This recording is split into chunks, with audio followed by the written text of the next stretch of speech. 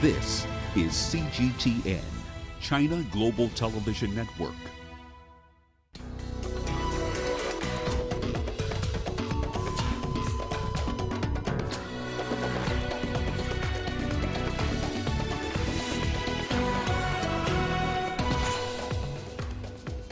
President Xi Jinping promises efforts to limit coal consumption to reach China's carbon emissions targets. The state funeral of Chad's leader Idris Deby is underway. And nearly 1 million people in Mozambique in need of food assistance. Coming to you live from Nairobi, you're watching Africa Live, only on CGTN. I'm Lindy Mtongana. Still ahead this hour. In business, Nigeria commits to ending fuel subsidies. What does this mean for the economy? And in sports, we tell you the story of Cote d'Ivoire's Kone Oumar, one of the most decorated para-athletes of his time, who's now training others to follow in his footsteps. In our top story this hour, at least 120 asylum seekers are feared dead after their boat capsized off the coast of Libya. The shipwreck of the rubber boat was found northeast of Tripoli. The boat had released a distress call with around 130 people on board on Wednesday morning. Charities and the UN Migration Agency say the migrants were attempting to reach Europe when the tragedy occurred. CGTN's Adel Al-Mahroui has more. European charity rescue organization SOS Mediterranean has been leading the search and rescue mission for the migrants' boat, an operation the organization says lacked participation from government maritime support. 3 merchant boats joined the organization's rescue ship, the Ocean Viking. They reported finding only 10 bodies around the site of the Zodiac's boat's wreckage, which reportedly carried around 130 migrants. It was found northeast of Tripoli. On Thursday, the organization confirmed that no survivors were found. Weather conditions were hard this week at the Mediterranean, with waves 6 meters high challenging navigation. The International Organization for Migration said it was saddened by the devastating accident and demanded more international effort. SOS Mediterranean announced that it received 3 distress calls from migrant boats this week. Some 41 migrants drowned in another wooden boat that also capsized across the Tunisian coast. Additionally, Libyan coast guards managed to intercept a 4th boat in international waters and brought it back to its shores. So far, 350 migrants have perished in this dangerous journey from Libya to Europe through the Mediterranean. The figure does not include the 130 migrants who boarded Thursday's Zodiac. As the weather gets warmer in this region, it is common to see a spike in attempts to cross the sea from Libya to Europe. Adel Mahroui, CGTN, Cairo. And to some news just in, SpaceX has launched a crew of 4 astronauts to the International Space Station from Florida in the United States. The crew has approximately 100 experiments in their diary during a 6-month mission. One of this will include research into the aging of cells in the immune system, kidney function and muscle loss. They'll also be upgrading the station's solar power system by installing new compact panels. Now let's turn to the Climate Change Summit. Chinese President Xi Jinping has called for stronger global cooperation on climate change, saying the world needs to step up compliance with environmental commitments to the UN and the Paris Agreement.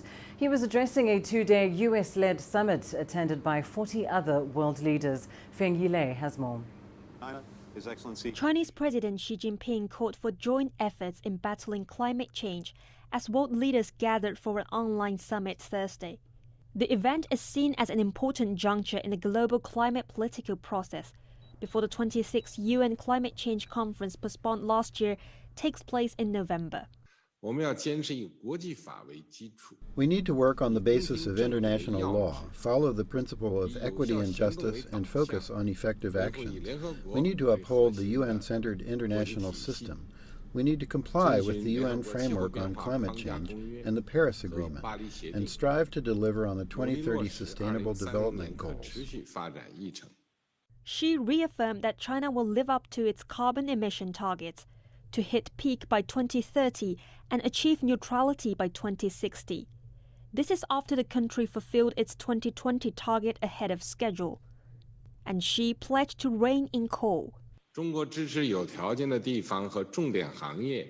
Support is being given to pioneers from localities, sectors, and companies. China will strictly control coal-fired power generation projects and strictly limit the increase in coal consumption over the 14th five-year plan period and phase it down in the 15th five-year plan period. We support COP26 in achieving positive outcomes. The US-led summit also comes as Beijing and Washington have agreed to work together toward concrete actions in climate governance. The result of talks between US climate envoy John Kerry and his Chinese counterpart Xie Zhenhua. We will continue to have dialogue and exchanges in 8 key areas: decarbonization in industrial and power sectors, development of renewable energy, green and climate-resilient agriculture, energy-saving buildings, green and low-carbon transportation, cooperation on methane and other non-carbon dioxide greenhouse gas emissions, cooperation on emissions from international aviation and maritime activities, and other recent measures, like reducing coal and gas emissions. President Xi called on developed countries to support developing countries. As he told European leaders last week, climate change is a common cause of all mankind and shouldn't be a geopolitical bargaining chip. As the world's largest developing country, China is pledging to achieve benchmark goals in a much shorter time frame than most developed countries. China's 3060 goal poses a major challenge for one of the world's biggest greenhouse gas emitters. But the Chinese president sees it also as a chance to upgrade the economy and a foundation for a sustainable future. Feng Yilei, CGTN, Beijing. Well, staying with the climate summit, US President Joe Biden has recommitted his country to global efforts to addressing climate change. Biden said he wants to build critical infrastructure to produce and deploy clean technology. Nathan King has more from Washington. After 4 years of reversing US commitments on climate change, the White House is hoping that this 2-day summit will help the United States reclaim leadership on the environment. US President Joe Biden doesn't just have to convince the world that the US is serious again, but also Americans who are skeptical that climate change is real. This presents a challenge and an opportunity to invest in the future. The signs are unmistakable. The science is undeniable. But the cost of inaction keeps mounting. The United States isn't waiting. We are resolving to take action. Not only our federal government, but our cities and our states all across our country. Small businesses, large corporations, American workers in every field. As expected, Washington promised to reduce carbon levels by 50 to 52% at 2005 levels by 2030. That's a big jump in commitments. And the news came after intense climate diplomacy by US Presidential Envoy for Climate, John Kerry. His meetings in Shanghai with his Chinese counterparts have once again put China and the US on the same path regarding climate. Japan also promised deeper cuts, but many nations repackaged previous unambitious targets. India and Australia are just 2 nations that experts say need to do much more. Europe is by far the most ambitious regional grouping when it comes to climate and have led the Western world during the recent US absence on the issue. But the EU says they need the US and others to do their part too. Europe wants to be the first climate-neutral continent in the world, but to save the climate, we need the world. We need all major economies to take their responsibility and to turn the transition into an opportunity for all. National competition when it comes to climate change is actually a good thing, harnessing the power of nationalism to solve one of the globe's biggest problems. But there are other problems too. Poorer countries don't want to pay for what developed countries essentially polluted around the world. And the US population is extremely skeptical and, as we know, politically fickle when it comes to the issue of climate change. It's good to have the US back in the game, but the game is far from won. Nathan King, CGTN, at the White House. Well, United Nations Secretary General Antonio Guterres used the virtual summit as an opportunity to call on developed countries to contribute more to climate efforts. Before the United Nations Climate Conference in November in Glasgow, we need concrete proposals that need access to greater finance and technological support for the most vulnerable countries. developed states must deliver on public climate finance, including the long promised $100 billion for climate action in developing countries at the G7 summit in June.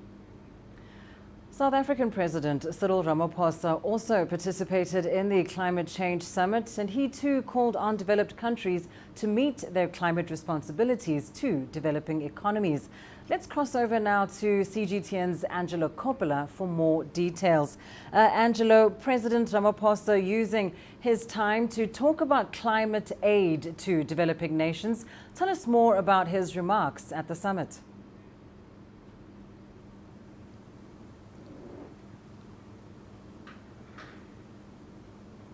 Well, Ramaphosa highlighted several actions that his government has taken in the last year or so. First of all, it finalized its national climate change adaptation strategy, which coordinates all the actions at all government levels. His cabinet also recently approved the low emissions development strategy, which for us is known locally as the Just Transition Strategy. And that's aimed at a just transition from coal to a low carbon environment, so moving away from coal completely as a primary energy source. But let's hear from South African President Cyril Ramaphosa. Firstly, the top of the 2030 range has been reduced by 28%, or 174 million metric tons, which is a very significant reduction. Second, according to our previous nationally determined contribution, South Africa's emissions would peak and plateau in 2025 and decline only from 2035. South Africa's emissions will begin to decline from 2025, effectively shifting our emissions decline 10 years earlier.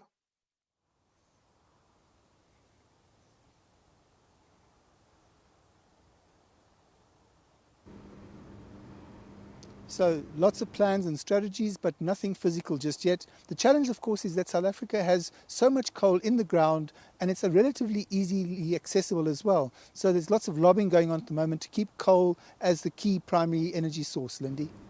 Thank you so much. Angelo Coppola joining us there from Johannesburg, South Africa. Well, let's bring you more of an African perspective on this matter. We're now joined by Thomas Emmanuel, a climate change activist and environmentalist in Nigeria. He joins us live now from Lagos. Thomas, we've just been hearing about the commitments developed economies are making to cutting greenhouse gas emissions. The US and the EU looking at targets of up to 50% by 2030. What is your take on these goals?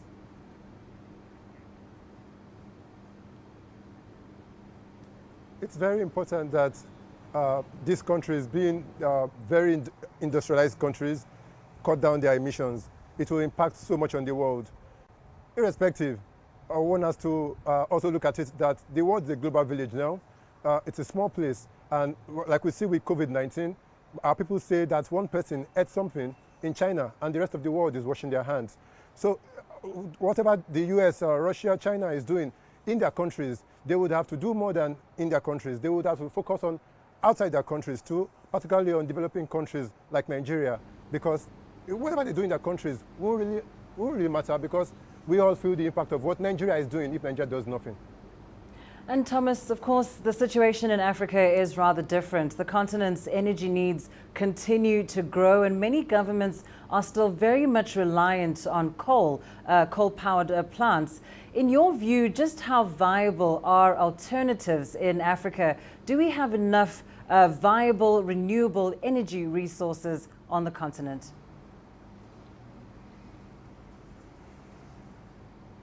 Yes, so much. Coal is actually is not a good option. Coal is disastrous. We know that coal contributes to air pollution, water pollution, wherever it is disposed. So it is not a good option for Africa. Africa, what are the options for Nigeria, for Africa? We're talking about clean energy from solar, from water, from air, that's wind energy, biomass energy, geothermal energy. And Africa, as you know, we have access to sunlight, very good amount of sunlight, and all these options are available for Africa if Africa, particularly Nigeria, is serious about it.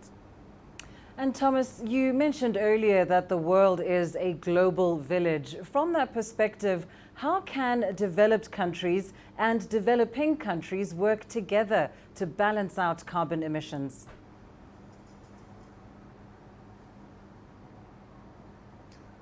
One of the challenges that developing countries are having presently, particularly in Nigeria, is corruption, transparency in the process. And truthfully, pressure is being mounted on them by foreign nationals, foreign countries that are developed. Most foreign countries are pressuring most developed countries are pressuring developing countries like Nigeria with ideas that are not traditional to Africa or to Nigeria. And this will not work. They need to be having more resources, developed countries having more resources and more information and intelligence need to help Africa to monitor and fight against corruption and to make its process transparent. And then I heard something about climate aid. Africa has, yes, climate aid is good, but when it's brought in and there's corruption, it will be a waste. So Africa needs to battle corruption. Africa needs to make its ways transparent, particularly Nigeria, and that's how things can work. And that's where I see developed countries coming in, helping Africa to ensure that the institutions are transparent, and Africa working towards, particularly developing countries in Africa, working towards traditional ways that can help the people. One is to cut Nigeria, particularly to cut gas flaring, to stop, to make alternatives to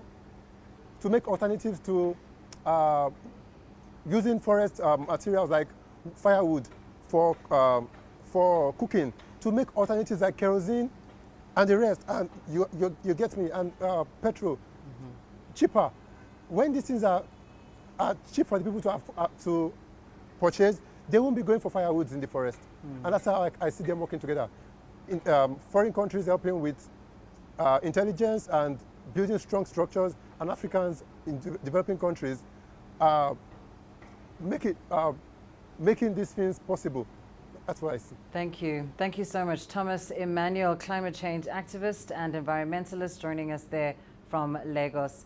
Time now for a short break. Here's what's still ahead on the program. The state funeral of Chad's leader Idris Deby is currently underway. And coronavirus cases in India surge as the health system staggers.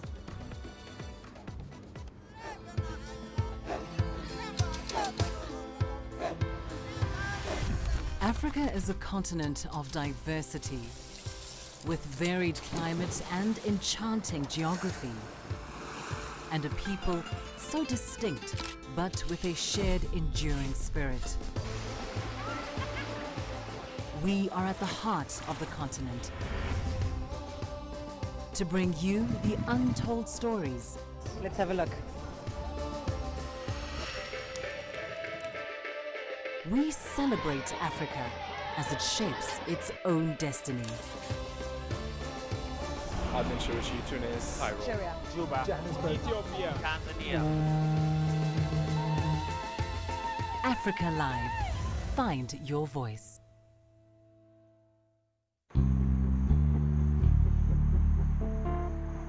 Mimi sijapiga nyongolo wase pale kuna wase wengi.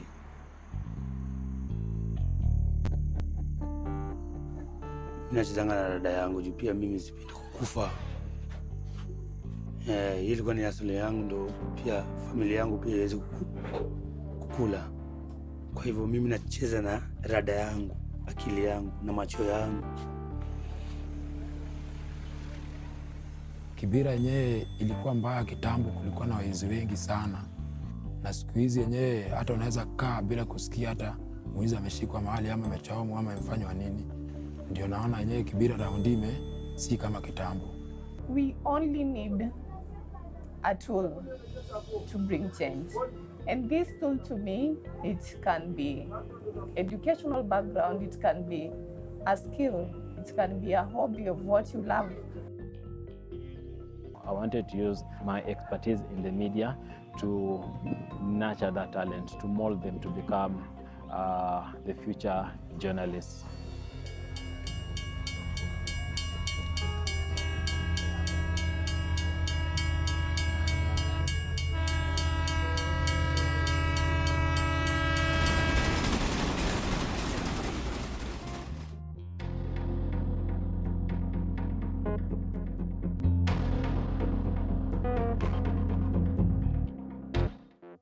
try to not let it affect me, but there are days when it does.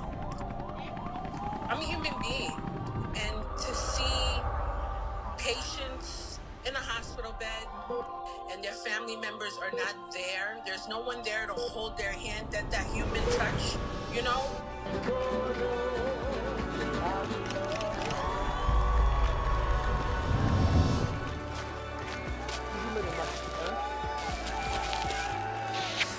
I just hope everyone can remember that the situation is not permanent and that everything will get better eventually.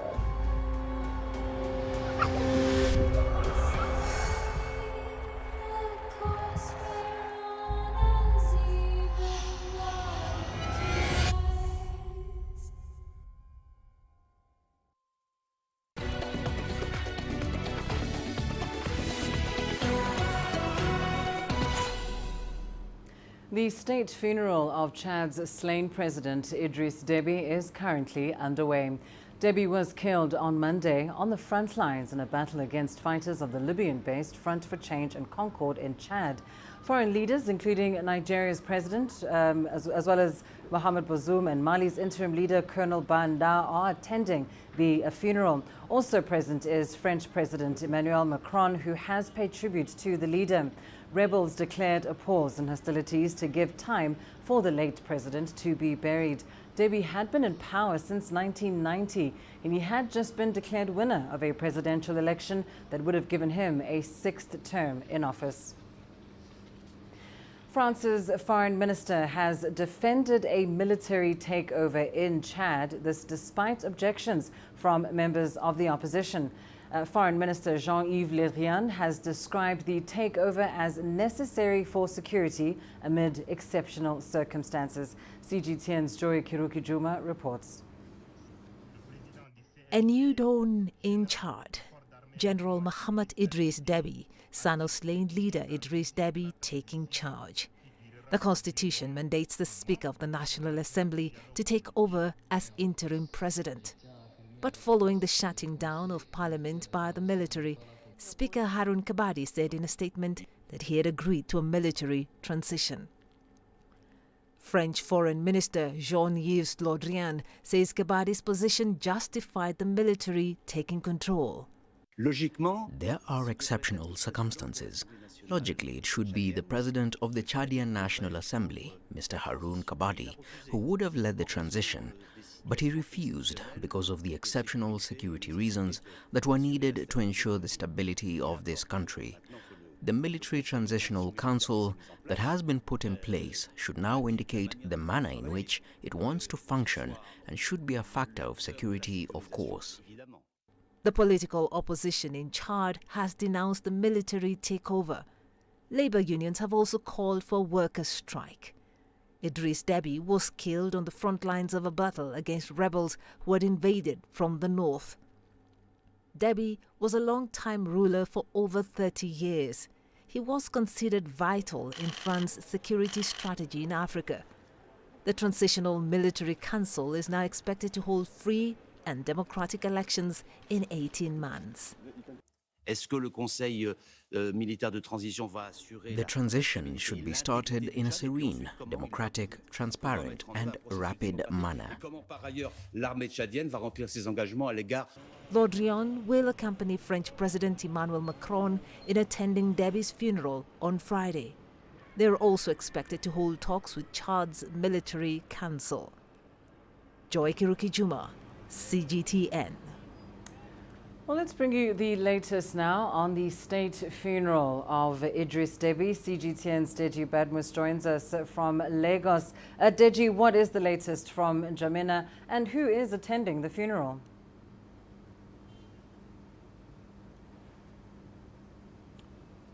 Well, Lindy, the funeral ceremony is actually underway as we speak. It's going on, and what's happening at the moment now, we're hearing speeches. There have been speeches from, tributes now from the family members, including the wife. She spoke. The sons as well spoke.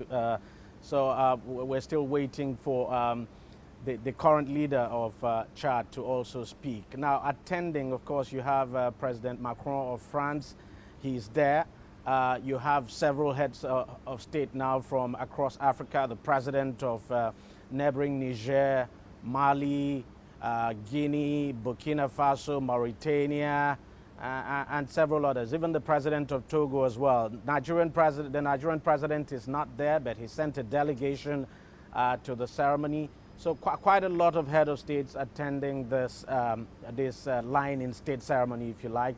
And of course, people have said, look, the presence of President Macron is a clear indication that France is fully backing the transition process in that country, and it's backing the regime. Of course, that's not in doubt, and that it sends a clear message to the opposition as well as the rebels as to where France stands on the situation in Chad at the moment. And Deji, when and where will the late president be laid to rest?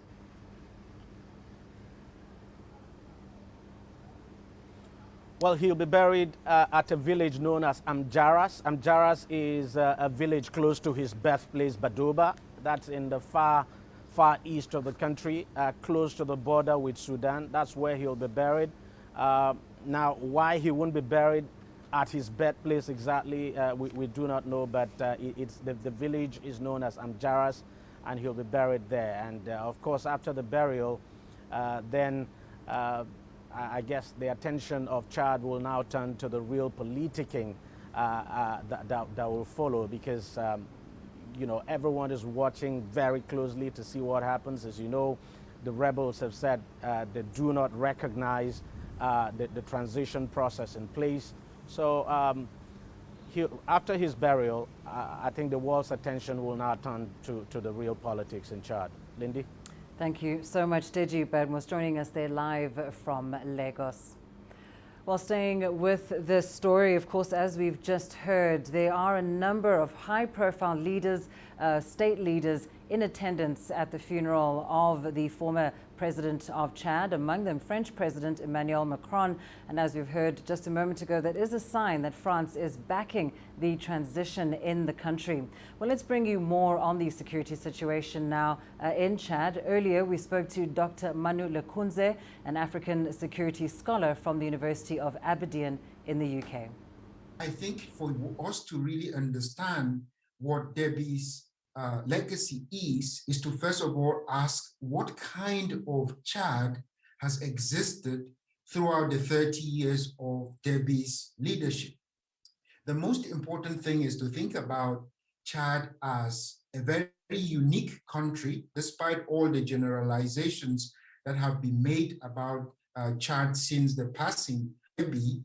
Chad is a unique arrangement in Africa where Chad is essentially a military state, and the military essentially under the control of an individual. And this arrangement of a military state is more or less guaranteed by an external actor, and in this case, mainly France. So you have a kind of state where the military is effectively in charge. The stability of the military, as we've seen from time to time, is guaranteed by an external actor, where when something is going wrong, as in the case of rebels, the French will intervene to make things go back to normal, or the role that France plays discreetly to ensure coup-proofing in Chad. So will that kind of system continue in the absence of Debbie? Yes, I think that system will continue, because I do not see how this is going to be immediately changed in the short term. So the arrangement which Debbie played a significant role in maintaining that militaristic state will continue in Chad, in my own opinion, in the short term. Of course, there are going to be fights on who should be the leader, how elections could be conducted. The rebels want to take over, but these are very difficult and challenging things to achieve. So in the short term, we are going to see more of a Debbie 2.0 going forward, which is simply a state are completely or effectively controlled by the military, and the military effectively influenced by an individual. The World Health Organization is urging African nations to hold on to expired COVID-19 vaccines. Countries have been urged to keep them as they wait for further guidance. Now, this comes as Malawi and South Sudan say they're planning to destroy over 70,000 doses of the Oxford AstraZeneca vaccine, which expired in mid-April. The rollout of vaccines across Africa has been slow, partly because of inconsistent supply and wider skepticism about the jabs. The Africa Centers for Disease Control says it has been assured the doses are safe for use. Data to prove the effectiveness of the vaccines for longer periods after manufacture is largely lacking. The final decision is in the hands of national drug regulators. The initial shelf life was 13 of April. The Serum Institute is saying, based on the analysis, that you can actually use it to 13 of July. But please do everything. These are smaller donations. Do everything to use the vaccines as quickly as possible.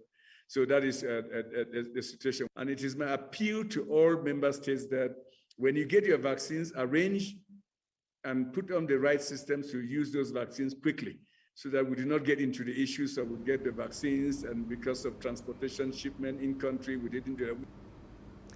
Well, elsewhere, at least 13 COVID-19 patients have died in Western India after a fire broke out at a hospital early Friday. That's as the country reported over 332,000 new cases. It is the world's largest single-day rise. Let's cross live now to Ravinder Bauer in Delhi for more. Ravinder, of course, this fire is a tragedy taking place in a hospital in India at a time when the country can least afford it. Ravinder, can you give us the latest of what the situation is like, particularly in Delhi? Delhi is really bad. It is almost going out of hand, with hospitals raising up their hands saying that the oxygen supply that they have will only last for a few hours. A little while back, the Prime Minister of India had a review meeting with all the state heads, especially those 10 states which are worst affected, in which the Delhi Chief Minister clearly was seen begging from the Prime Minister to help in order to arrange oxygen for the patients who are suffering with COVID-19 here in the hospitals, outside in the ambulances. Even hospitals don't have enough beds, so there is a shortage of beds, of ICU beds, of even the medicines, and of course oxygen has been in acute shortage. And now the government has pressed in the Indian Armed Forces to airlift oxygen. Of course, liquid medical oxygen cannot be airlifted. So what the plan is to bring the filled tankers via railways, and the empty tankers will be flown down to those oxygen plants, from where they will be refilled and they will be loaded on railway and trains and brought to different cities where it is required. As far as Delhi, a lot of tankers have been held up on the borders, and now the orders have been passed to let those tankers come in. So looks like in a few days there might be some respite, but as of now, a lot of people gasping for breath in the capital city and many other parts of India. Lindy. A truly challenging situation, Ravinder, and of course one that does not show any signs of letting up too soon. There are over 300,000 new cases being reported daily. What is driving this sharp increase in infection rates? Well, a lot of factors are, to be blamed for it. Firstly, as it becomes very easy to blame the people for not following COVID appropriate behavior, and that blame game has been going for a long while, which is true as well, because a lot of people in India are not seeing wearing masks or following the social distancing norms that are supposed to be followed. But apart from that, I think the political parties are equally to be blamed. They have continued with election rallies, which have huge crowds, and now West Bengal, which is one of the states which is having the state elections, we are now seeing a triple mutant strain being found there, which is very infectious, and that is becoming one of the lethal factors in what is in the situation that we are in. Apart from that, a big religious fest was also allowed, where thousands of people gathered to bathe in the river Ganges on an auspicious day, and that has spiraled the number of cases. So any gathering, when you get you collect a lot of people, the virus can multiply quite fast. And now the double mutant strain, the triple mutant strain, these are becoming infectious. They are in fact also missing the RT-PCR test, which is coming negative, but the person's lungs are gone. That's what we are seeing on the ground. So definitely, to a great extent, the leadership of this country is to be blamed for allowing such events and for making people believe that COVID is over. Certainly very worrying to hear about this triple mutant strain. What is being done to contain it? Well, at the moment, nothing can be done in the sense that genome sequencing, we just have 10 such labs. Of course, they have been trying to isolate these mutant strains, but definitely out there, a lot of people are infected with it, and that's why we are seeing the number of cases surge, because it is supposed to be quite infectious and the infectivity rate is quite high. And that's why in the last few days, as soon as the second wave has hit India, which of course was expected, but somewhere the political class of this country did not see it coming, because from November till January, when we had a period of low peak, the cases were not happening to such a great extent. That was the time to build the infrastructure, health infrastructure, which did not happen. And now we are caught unawares. And now what the scientists are talking about is a third wave, which is of course going to happen. And the time to start preparing to deal with the third wave is now. And one of the ways is to increase vaccination, where India is lagging behind. There is shortage of vaccines. And now with the eligibility age being lowered to 18 years, I think there will be more acute shortage of vaccination doses as well. So definitely in most of the battle against COVID, India seems to be losing it. Although in the first half of the 1920, we did see that 2021, I'm sorry, we did see that India handled it well, but now it is almost out of control. Lindy. Well, we certainly hope the situation is brought under control sooner rather than later. Thank you so much, Ravinder Bauer, joining us there live from Delhi in India. Well, time now for a short break. Your business news up next. Coming up, Nigeria commits to ending fuel subsidies, but what does this mean for the economy? And Zimbabwe to create a $5 billion tobacco industry in 3 years.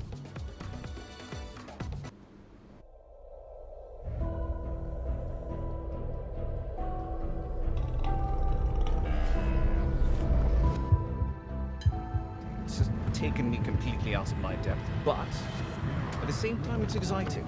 It's new, it's different, it's a challenge. It's really exciting.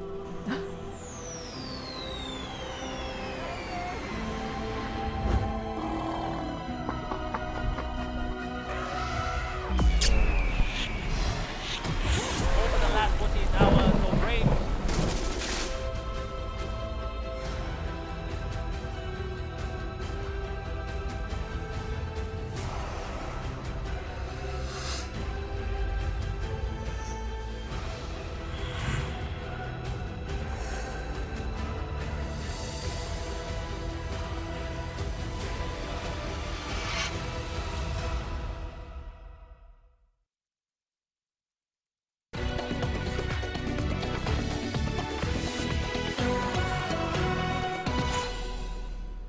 Nigeria's government has given its commitment to the International Monetary Fund to end petrol subsidies as part of conditions to access a $3.4 billion loan. The agreement will also end subsidies in the electricity sector by mid-2021. But as CGTN's Deji Badmus reports, the move is likely to meet resistance. If there's one issue every Nigerian government in the past has had a running battle on with labor unions in the country, it is petrol subsidy. Every attempt to remove it had always met fierce resistance from the unions and quite a number of Nigerians. The present government is currently locked in a long-drawn negotiation with the unions over its plans to remove both petrol and electricity subsidies, and it's not finding it easy convincing the unions. It is clearly impossible for government to continue to subsidize. The money is not there now. According to a report by PwC Nigeria, the government spent about $10.3 billion on petrol and electricity subsidy between 2015 and 2019. The government is now determined to finally end the subsidies as part of the conditions for an IMF loan. An attempt to increase electricity tariff early this year was met with widespread resistance from the unions and the public, forcing the government to put the plan on hold. Another plan to also increase petrol price also generated strong public reactions, and the government had to suspend it as well. We're engaging all parties and all stakeholders as government, and to make sure that at the end of the day, there's an exit that is beneficial to the ordinary man. It's a tough nut for the government to crack because removing the subsidies would literally lead to the increase in the price of petrol and electricity tariff, something the public is strongly opposed to. With due respect to IMF, Nigerians require subsidy. We require subsidy in health, we require subsidy in education, we require subsidy in transportation, we require subsidy in energy. We are looking at our own peculiarities. But some experts say Nigerians must be ready to bite the bullet once and for all and allow the subsidies to go. It has to be done at some point. Now, I say that what the government should actually do is take that money that they were using to subsidize the industry and increase the minimum wage, increase the infrastructure, other infrastructures in the country like roads, healthcare, education. Improve those other services that would help Nigerian people. The issue is still an ongoing debate. The government is currently promoting alternative fuel like auto gas to cushion the effect of the removal of petrol subsidy. On the issue of electricity tariff, it is carrying out mass metering across the country so that consumers are only charged for what they consume.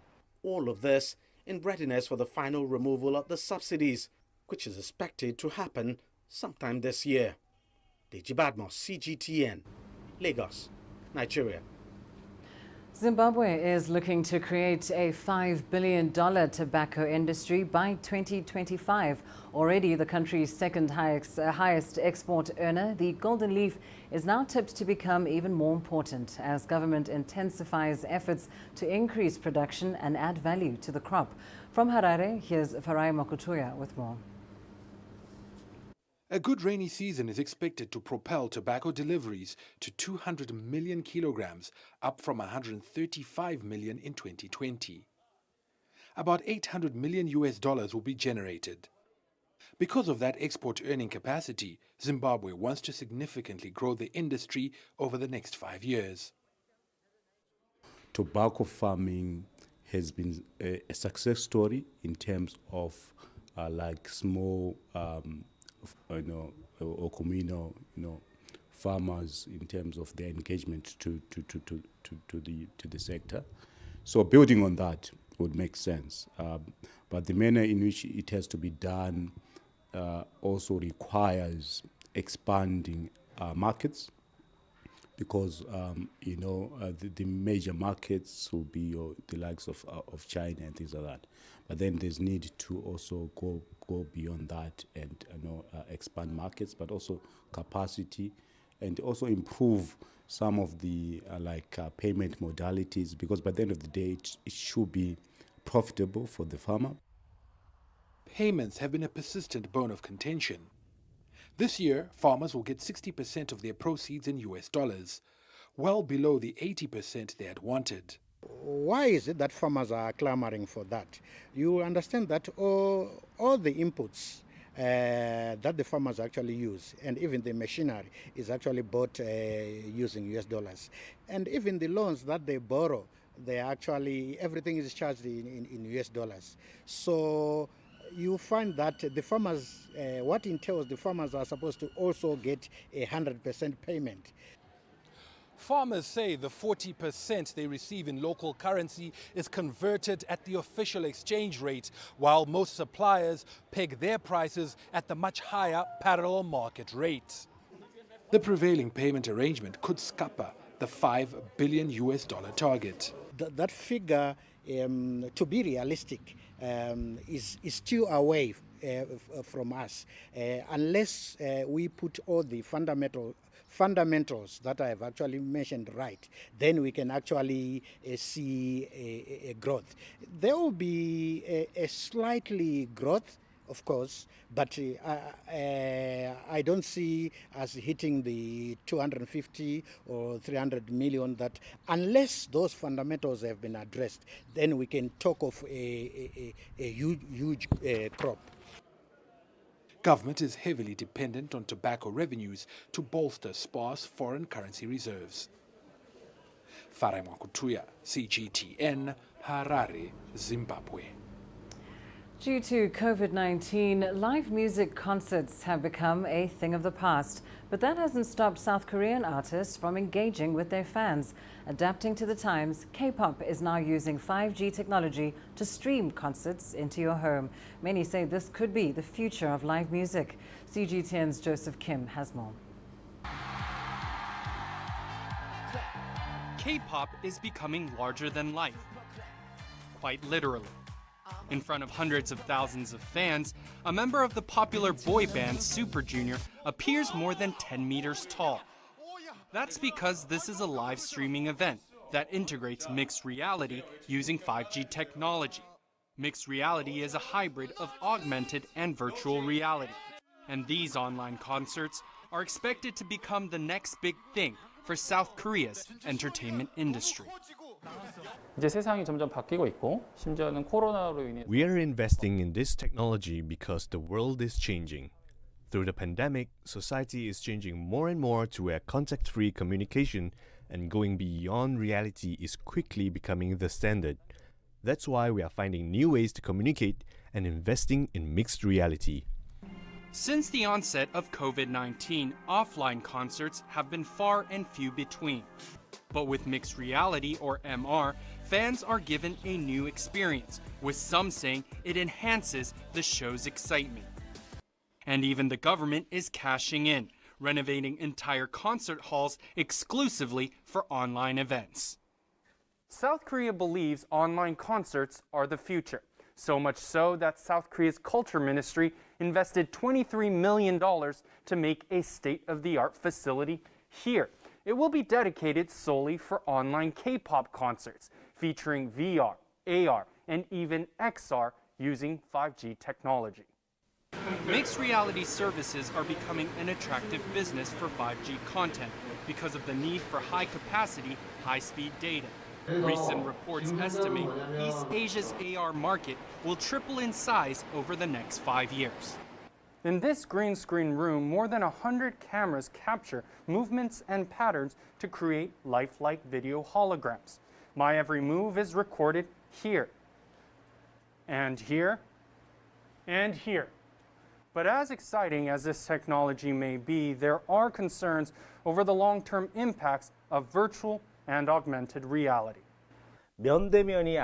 Instead of being face-to-face, the interaction in augmented reality is with a monitor, eliminating human meaning and value, and instead creating a relationship between human and machine.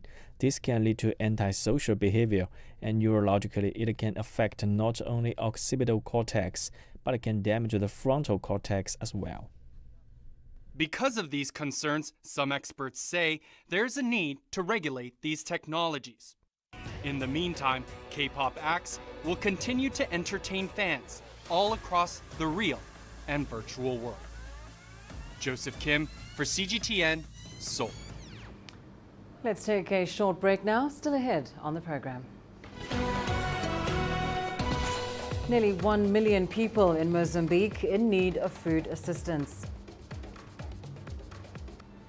Join us in global business and see Africa through our eyes. The greatest journeys, the greatest sights, the greatest adventures. Here in Panater, this weir allows the locals to walk on water. We're far more than just TV news. We're your passport to the wonders of Africa. To bring you stories of struggle, survival, and hope.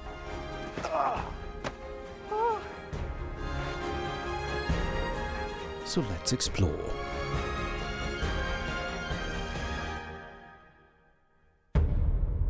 CGTN. See the difference.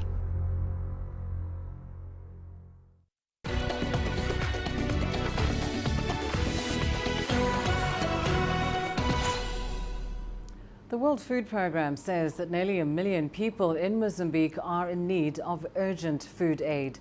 Northern Mozambique has been plagued by a 3-year insurgency that has led to worsening violence. Jane Keogh reports on the aftermath of a recent attack in Palma.